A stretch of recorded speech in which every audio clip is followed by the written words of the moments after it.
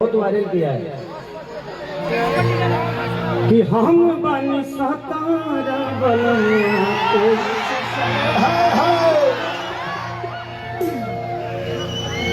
कि भौजी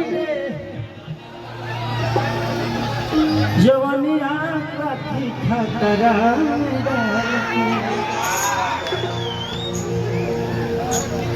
के तन होई उमर तो सतैबे करी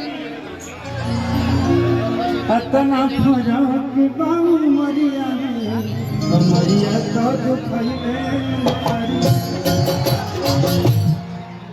अच्छा मनोज लाल, सबको और सबका सम्मान नहीं करूंगा, तो खाली देते रहो।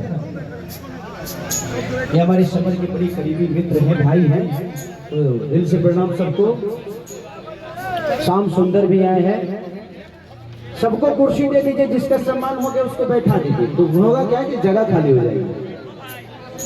आशीष हमारा भाई, इधर आओ, इधर इधर आपके लिए कि लोग नया पवन रंगदारों के भतार हो राजा हो, कि लोग नया पवन